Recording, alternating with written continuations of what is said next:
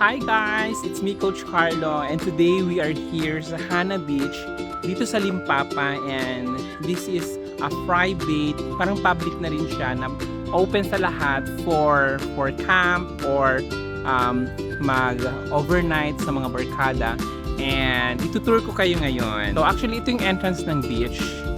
Yan siyang entrance ng beach at may mga cottage na siya. Magandang idea yung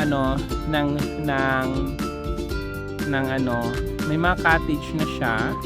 And then ito yung entrance. Tapos yung mga room dito 500 lang.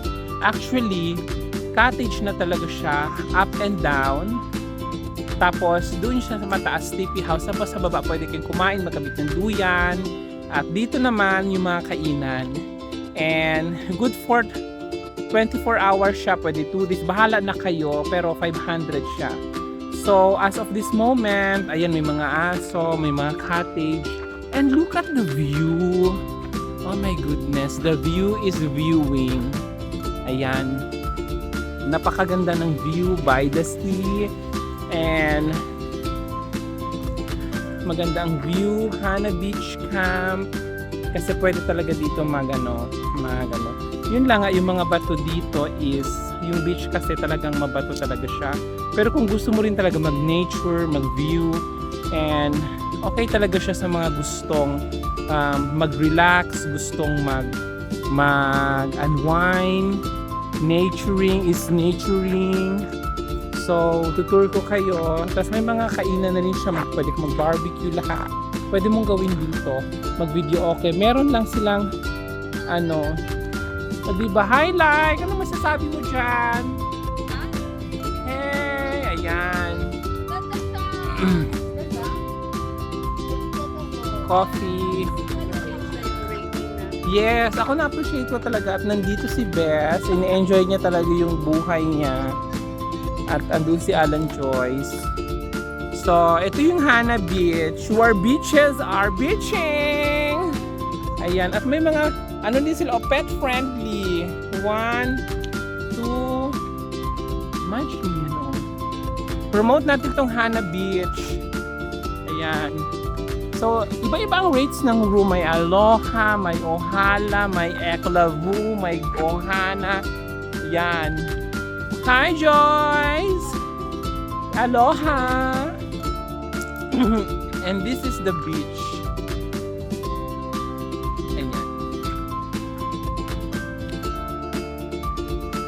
Amazing, di ba?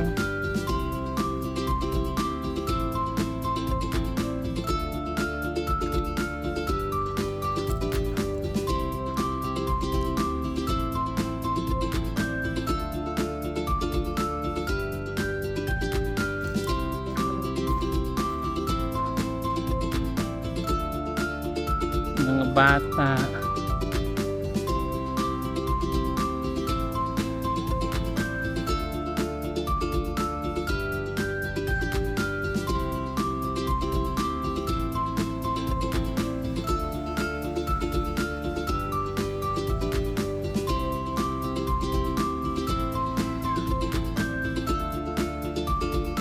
Hi!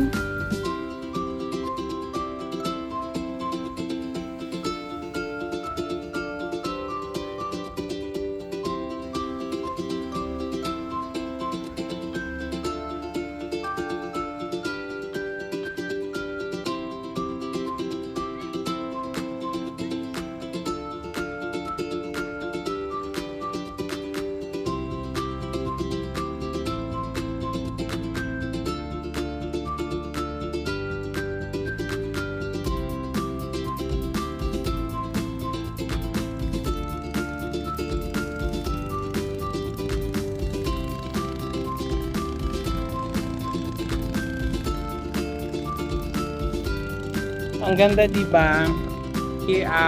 Isa ito sa mga napili namin na i-promote itong Hana Beach and nakaka-relax talaga yung view dito. Marami ka talagang ma-realize pag nandito ka kasi nature talaga siya.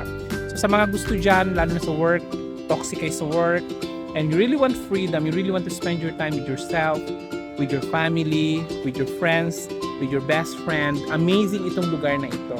So, pwede kayong pumunta dito talaga sa Hana Beach, the view. Diba? It's incredible! Alan Joyce! Isn't it? It's incredible! Okay na, alam mo, busy ako nag-ano. It's incredible! Dito, nakaganon muna ako. Nakaganon ako sa sunset. Wait lang, kasi mag-ano ako, picturean kita. Siyempre, kasama din ako sa eksena. Okay na! Ito ba place na sa sunset?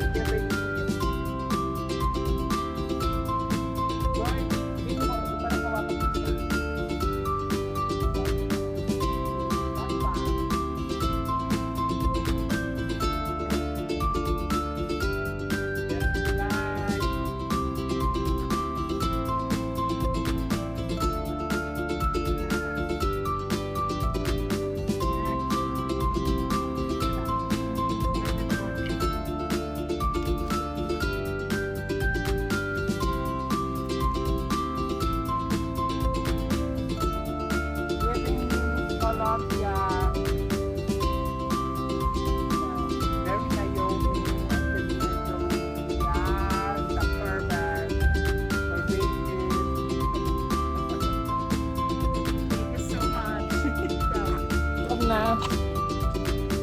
More on video is videoing talaga.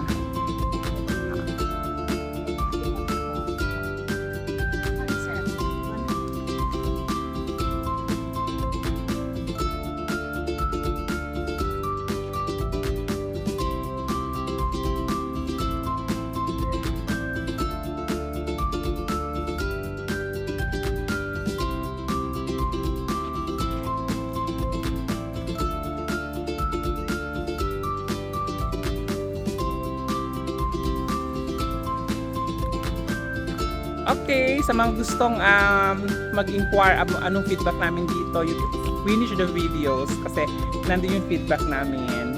Bye-bye!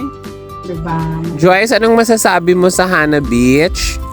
Well, there are a lot of things that we can say about Ano nga? our experience here in Hana Beach. First, Overall. my God, overall. Joyce, Wait, what are you I'm doing? recording! If it's 1 out of 10, I mean, 1 being the lowest and 10 being the highest, I'll give it an 8 for the reason that we only had it at 500 pesos, right? Okay. But the things that we are using right now is more than 500 pesos. So, yes. Thank you, Joyce. Ikaw naman, Beth, ano masasabi mo? Yun din, nasa 9 to 10 na lang. Pero promise ko, dadaling ko ditong team namin, Best Mentality. Okay. Thank you. Bye-bye.